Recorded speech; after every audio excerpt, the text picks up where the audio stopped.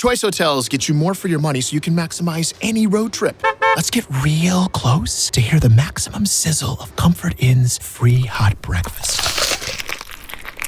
Maximized. Check into more. Book direct at choicehotels.com.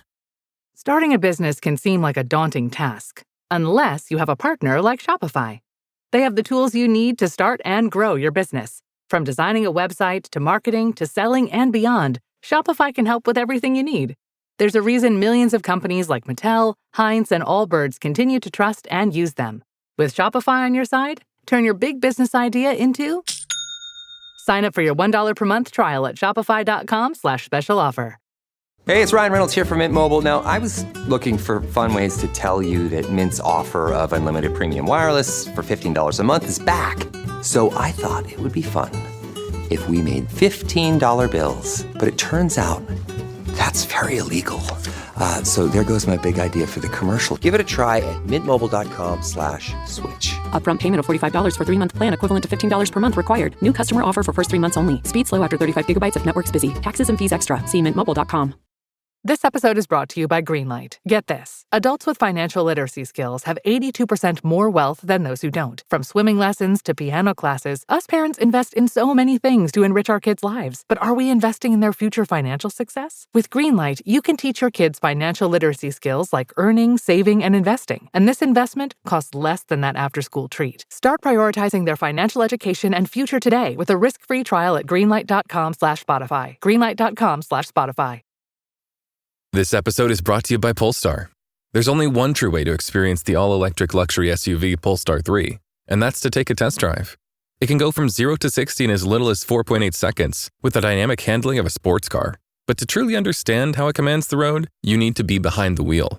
Up to 350 miles of range, the 3D surround sound system by Bowers & Wilkins. It's all something you have to experience to believe. So book your test drive for Polestar 3 today at polestar.com. Close your eyes, exhale, feel your body relax, and let go of whatever you're carrying today. Well, I'm letting go of the worry that I wouldn't get my new contacts in time for this class. I got them delivered free from 1-800-CONTACTS. Oh my gosh, they're so fast. And breathe. Oh, sorry. I almost couldn't breathe when I saw the discount they gave me on my first order. Oh, sorry. Namaste. Visit 1-800-CONTACTS.com today to save on your first order. 1-800-CONTACTS. If you went on a road trip and you didn't stop for a Big Mac or drop a crispy fry between the car seats or use your McDonald's bag as a placemat, then that wasn't a road trip. It was just a really long drive. Ba-da-ba-ba-ba. At participating McDonald's.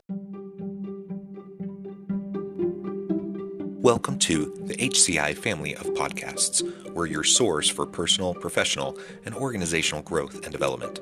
We share our own original research, explore industry trends, and interview executives and thought leaders from across the globe.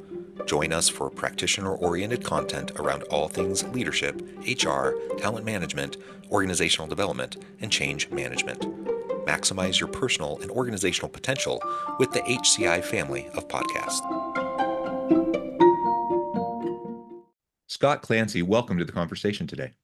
Hey, thanks for having me, John. It is a pleasure to be with you. You're joining us from Ontario, Canada. I'm south of Salt Lake City in Utah. And today we're going to be talking about leadership development, talent management, and taking care of your team. I think all of these things go hand in hand. They really fit together nicely. And I think a lot of organizations, despite their best intentions, tend to do these things not so well, sometimes actually quite poorly. So we're going to try to unpack this and try to better understand how we can develop our people, how we can attract them in the first place, but then develop them and really just put care into the teams that we have so that we can hang on to them as well. As we get started, I wanted to share bio with everybody. Major General Clancy, retired, has served in multiple squadrons of the Royal Canadian Air Force in the Canadian Armed Forces as a tactical helicopter pilot, as a Director General on the RCAF, maybe I'm saying that wrong, staff. His responsibilities included all personnel, operations, logistics, infrastructure, and strategic planning for the entire RCAF. His last years of service saw him as the deputy commander of the Alaskan NORAD region and finally director of operations for all of NORAD in Colorado Springs. His 37 years of military experience leading and mentoring multifaceted teams in the US and Canada have resulted in the book entitled Developing Coaching Leaders. Now, I could go on, but I'm going to pause there. Anything else that you would like to highlight, General Clancy, before we dive on in further? No, absolutely. Let's dive in. Okay, well, a wonderful background. Again, thank you for joining me. Let's just start kind of with a foundation here. What do you think organizations, kind of generally speaking, are doing wrong when it comes to developing leaders? So I'd say at the foundation, they're doing it not deliberately, but in a trial and error fashion. So what I mean by that, and I do think that the military is like this as well, we're throwing people into supervisory positions. And this applies to coaches as much as it applies to leaders, right? Like, so my whole bridge here between coaching and leading is because I see a crossover between those two things. But that first supervisory position, let's say you're an accountant. Okay, you're a really good accountant. We're going to give you a team. So, now do the same output you had before. Oh, and now manage a team. This episode is brought to you by State Farm. Knowing you could be saving money for the things you really want, like that dream house or ride, is a great feeling. That's why the State Farm Personal Price Plan can help you save when you choose to bundle home and auto. Bundling, just another way to save with the Personal Price Plan. Prices are based on rating plans that vary by state. Coverage options are selected by the customer. Availability, amount of discounts and savings, and eligibility vary by state.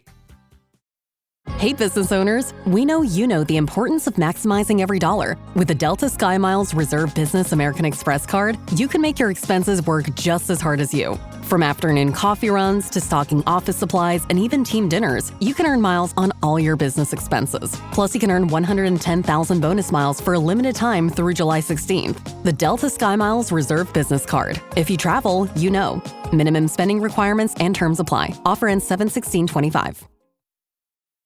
You know that one friend who somehow knows everything about money? Yeah, now imagine they live in your phone. Say hey to Experian, your big financial friend. It's the app that helps you check your FICO score, find ways to save, and basically feel like a financial genius. And guess what? It's totally free. So go on, download the Experian app. Trust me, having a BFF like this is a total game changer. First of all, nobody's telling you how to do that. Nobody's giving you any insights into this. They're just automatically giving you this team. And they think because you're a good accountant, you'll be a good leader of accountants. And that doesn't necessarily pan out. So to me, and seeing this through the military lens for a lot of years, we're just throwing people into the crucibles of these leadership positions without deliberately, one, figuring out what it is in terms of skills and behaviors that we want to incentivize by promoting people, and then two, giving them the coaching and mentoring that they need to be able to flourish and have their teams, more importantly, flourish in those situations. Yeah, I think you're right. I mean, one way of framing that is often referred to as the Peter Principle. So people get promoted to their level of incompetence, which is kind of a snarky way of putting it. And it's not even, that's not even to knock the person, who is promoted to their level of incompetence. It's often to take a knock at the organization, the people that promote them, right? To your point, just because someone is a great salesperson or a great technician or a great whatever, at kind of the ground level or the customer facing level or the front lines, doesn't mean they're going to be a good supervisor, doesn't mean they're going to be a good leader. Yet that's usually how we determine who's going to then be promoted to those leadership roles. And like you, I'm a firm believer that anyone who's supervising people all the way on up to senior executive levels, they're leading people, right? And so even the lowest kind of first rung supervisor level, they're leaders, they're leading people. And even at that level, oftentimes people are just thrown in and they don't have a clue what to do in terms of the basic kind of managerial and leadership functions, a lot of kind of the basic kind of HR type functions that you have to do when you're in that kind of a role.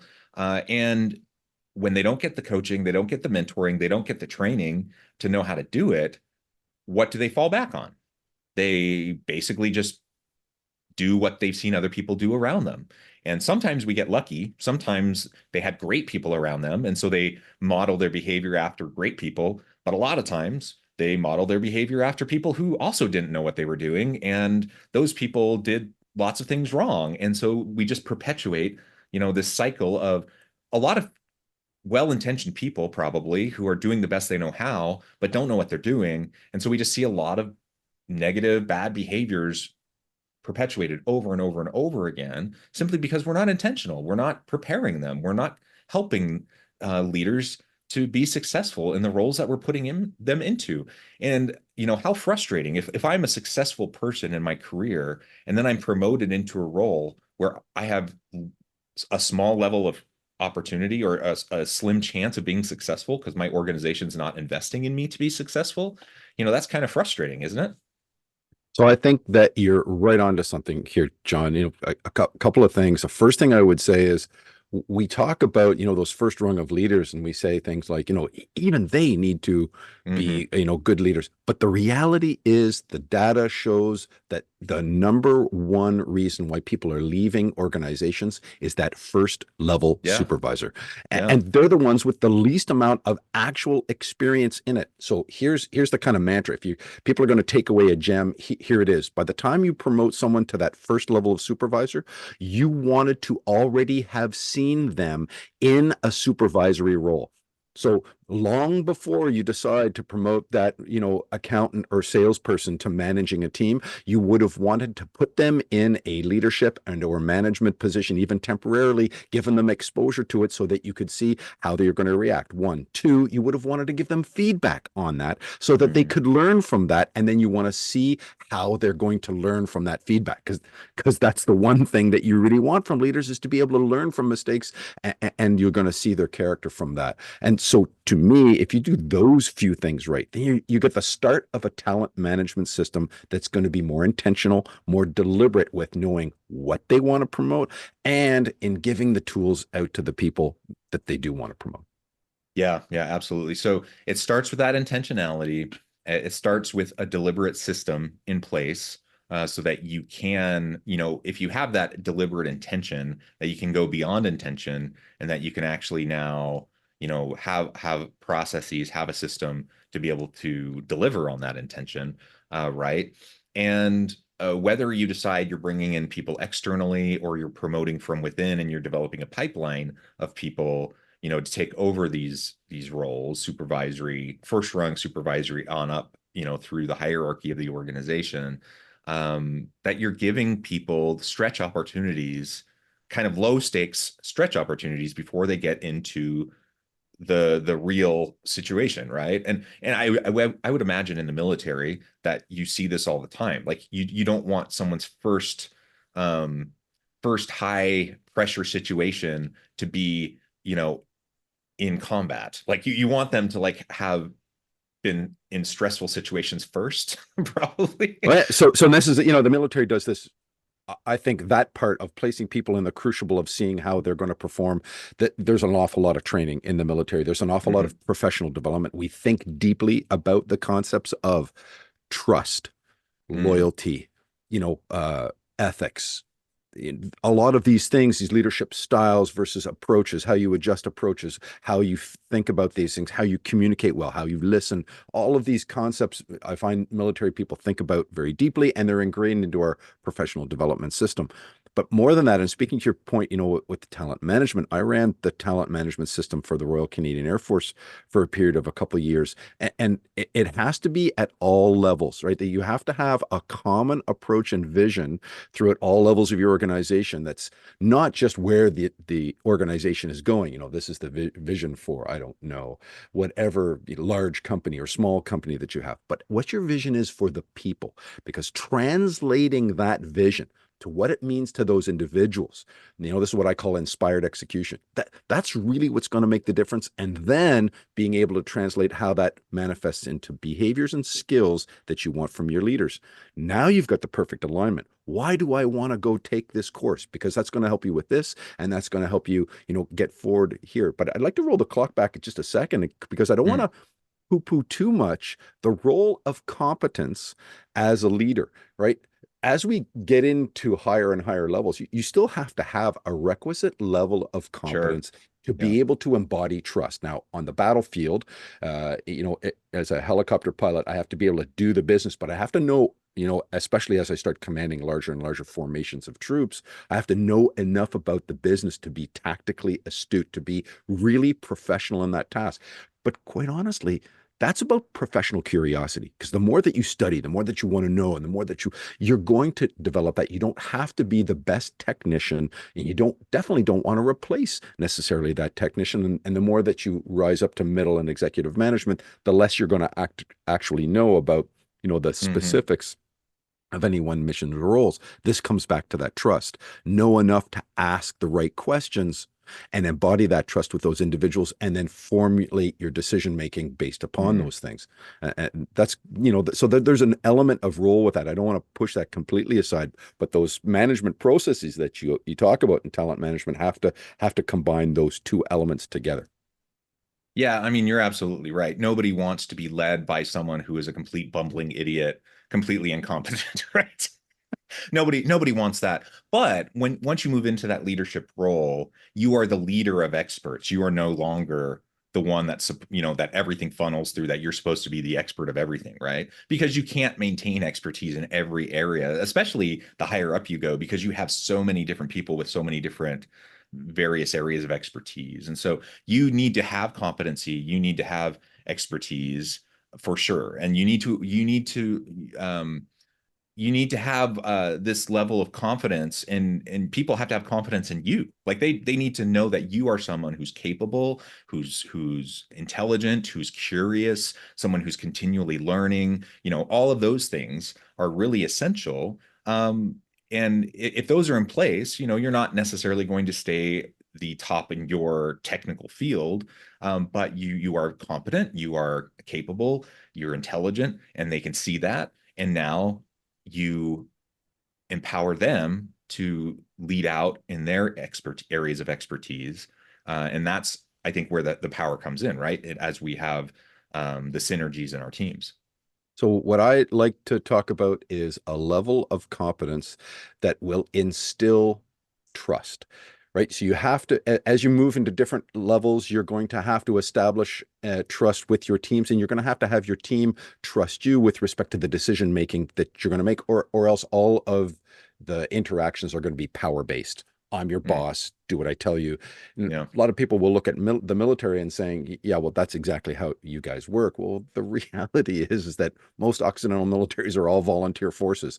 So they'll vote with their feet very quickly with bad leaders. And so the answer really is you're going to have to engender that trust with a level of competence, but also a level of care. So what I always say is there's competence, confidence, and humility have to combine together here so that you can be held accountable, but at the same time, you can hold your teams accountable. It's one thing to say, I don't really know all of your technical skills, so I trust you, but I'm going to ask a lot of really detailed questions so that we can make the best decisions together. If I just let you run willy-nilly and you're the expert in that field, then where's the accountability for me? So that two-way street is something that you develop as a team, and the more that you develop together, right? Not one independently, not leader and team independently, but together. That's where you get that teamwork. That's the dream, teamwork makes the dream work, right? That's where the magic comes in, because that'll develop that mutual level of trust. I think trust underpins just about everything that we do, character-based and competence-based trust. Yeah, no, I agree. I think trust is that foundation. And a lot of times we forget that, and we just kind of assume that if you're the leader, you automatically have the trust of your people. And we know that's not true.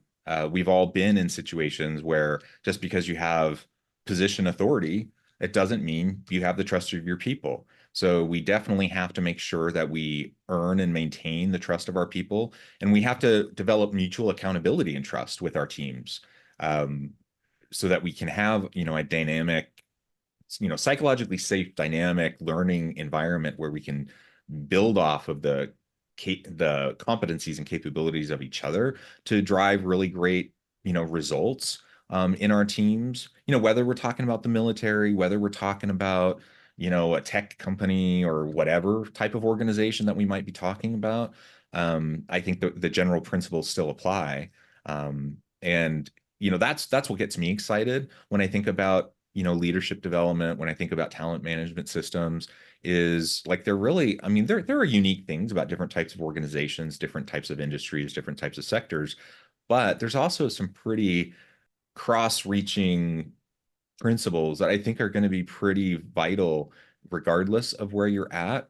And ultimately, if we can, like you said from the very outset, if we can be intentional about what we're doing, if we can build on a foundation of trust from the very beginning, and if we can recognize the need to invest in our people through that intentionality, that's like, I don't know, 80% of the battle right there. Yeah, absolutely. To try to get to where we want to go. It's not going to get us all the way, but that'll put us, in the top quartile of organizations, in terms of getting to where we want to be, just because so many organizations, despite whatever their good intentions are just churning, and they're just like spinning around like a whirling dervish, trying to just, get to payroll and just putting out fires and just trying to, get their product or service out every day. And they don't spend the time thinking about these things or putting the intentionality behind these things. I also think the last, kind of piece to this that I said in the introduction is just caring about your team.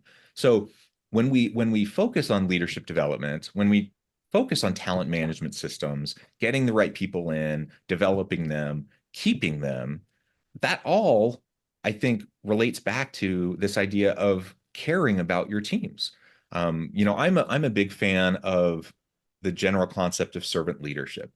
That as a leader, probably the most important thing I can do is develop the people that I lead.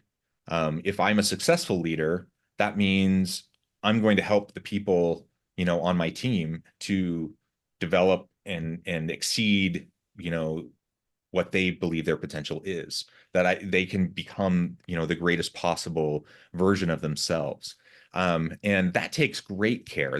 That means I have to set my ego aside. That means I can't get stuck on, trying to constantly think about how I look good or what they're doing for me to get ahead in my career. But I'm focusing on helping them look good, helping them develop, helping them grow, helping them get to the next rung of their career.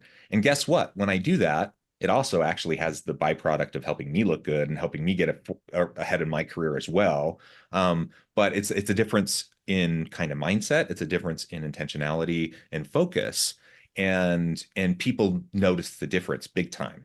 They know when you're focusing on yourself first, and they notice when you're focusing on them and trying to help them achieve their goals and grow and develop.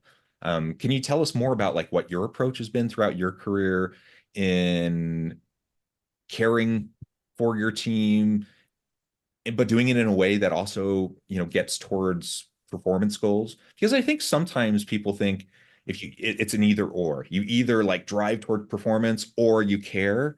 And I think that's a silly dichotomy. But tell us like some of what you've done in the past. So I think you're bang on here from a military perspective. First I would say that when you enter the military, the focus isn't on leadership. So I joined as an officer. Mm-hmm. I went to one of our Canadian military academies, similar to West Point or the Air Force Academy. Ours are all joint, so it's all the services together. But the focus when I got there and through my basic training and through almost all of my military career hasn't been on me as a leader. It's been on the creation of teams and how to build and create teamwork.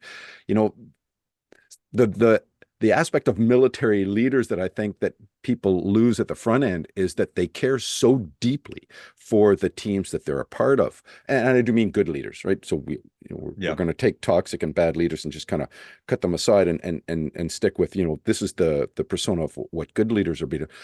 And if you listen to military leaders and military people, and I don't think there's a difference between those two things. I think all people can lead at any point in time. It really depends on the situation. And I like that Occidental militaries are embracing the concepts of followership as leadership traits and leadership skills, more widely.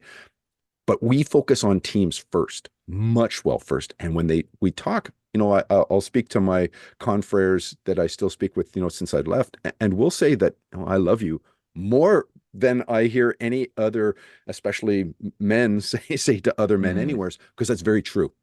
there's a real bond there with respect to military service based upon the principle that I would give my life for the person that's sitting beside me. But more than that, it is that professional care that you have for the people and the members of your team. So, for example, and that balance between mission and people, which I write about kind of extensively in the book. How do you balance those things there? And I think that the concept to me that makes the changing point is a concept that I would call inspired execution.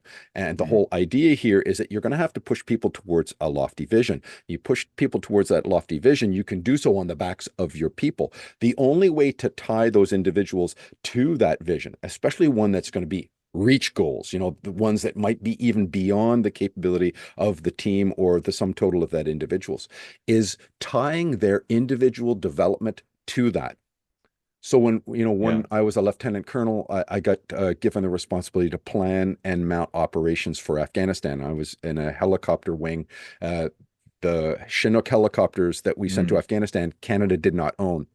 We leased American Chinooks. So let's get this straight. We're going to send people into combat. The first time that they were going to fly together was in Afghanistan. The first time that they were going to fly in the machines and support them was going to be in Afghanistan, in combat.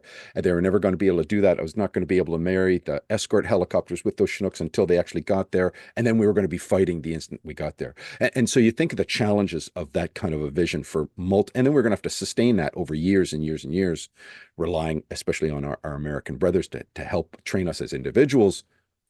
That's a real lofty goal. Now I'm going to turn to that young first officer and say, you're going to go down to the States and you're going to do this training, then you're going to come back, you're going to do the simulator ride, you're going to go with the National Guard, and then we're going to deploy you. Over the course of that deployment, you're going to get enough experience so that when you come back, you're an aircraft commander, you're going to train the next rotation, then the next rotation, you're going to deploy as well. I've tied that individual's development to that lofty vision. Do you know what we're doing here? We're getting people off those roads. We're avoiding those improvised explosive devices that are killing folks. This is why this is, and you are an integral cog in how that, as a leader, the most important thing you do, and never underestimate your ability to influence, junior people within your organization to explain their role in there and how their personal development is tied and how your care for them. I need you in this. I'm having problems with my family and I'm not sure I can do this rotation. Okay, well, whatever we do, we're going to work with you because you are so valued inside this organization. You're an integral team. That's what I call inspired execution. You've inspired them to that goal and you've inspired them via their own personal development as well. Well, and they feel so much purpose, right? In how you're framing that up. That's a purpose-driven, goal and the work that they're doing. It's not just about a paycheck. It's not just about, I don't know, any of the extrinsic types of things that people might be driven by sometimes in performance. And let's get straight here for a minute. Like a lot of times, a lot of what organizations do to try to get towards performance goals are these extrinsic carrots and sticks types of motivators. And what you just described has nothing to do with the carrots and sticks, right? That was like a purely purpose-driven kind of goal that gets towards someone's, intrinsic motivators. And I love that. Now, that's not to say there's never a time and a place for, a carrot or like, some sort of a monetary reward or those sorts of things. There's a time and place for those things too. But the point is, you were showing care, you were showing development, you were showing a belief, like a trust in your team member. Like, not only was there a purpose there, but you were showing a belief in them. Like, you can do this. I believe in you, that you can accomplish this, and you're going to be able to fulfill this great purpose. And especially when you have developed a good relationship with your team, that is meaningful. Like, that goes a long way, because you want to succeed with each other. You want to succeed and perform for each other. So I think that's just super powerful. I love what you just shared there. Well, Scott, I noticed the time. This has been flying by. Before we start to wrap things up, I just wanted to give you a chance to share with the audience how they can connect with you, how they can find out more about your work, the speaking that you do, where they can find your book, all of those things, and then give us the final word on the topic for today. Oh, thanks, John. So www.scottclancy.ca. That's my website. There's a link there to my book, which is available audiobook, if you can handle listening to 8 hours of my voice. It's funny, my son actually listened to the audiobook, and I would have thought that was the last thing that he would have wanted to do. The book is Developing Coaching Leaders, the fundamentals and techniques that make leaders extraordinary. I also deliver leadership workshops and things like that, trying to make teams better. I do speaking engagements and things like this. Depending on the organization, I give a lot back to the community. So depending on your organization, I do some of this stuff, obviously pro bono, so that because I want to be a thought leader. And I also have a leadership forum. I interview leaders and talk about people, concepts, and tools, real pragmatic tools to get people leading forward. My last note will go back to trust. So I want to leave your listeners with a quick tip on trust. We talked about how it's foundational and all the rest of the stuff. Have you spoken to your team about how you trust as a leader? So just ask them this question, or tell them how you trust. I'm 100% trust person. So as a leader, I trust everybody on my team the minute that I meet them at 100%. And I acknowledge that I have to earn their trust as a leader. That's fine. But I'm going to trust you with 100%. You have nowhere to go but up. You're just going to keep on saying 100% until, things prove otherwise. And by opening that conversation about saying things like, trust isn't a yes or no binary thing, that conversation alone will start you on the path of being a more curious and caring leader about your team. Yeah, I love that. Scott, thank you so much. This has just been a real pleasure. I encourage the audience to reach out, to get connected, find out more about what Scott can do for you. Check out the book. And as always, I hope everyone can stay healthy and safe, that you can find meaning and purpose at work each and every day. And I hope you all have a great week.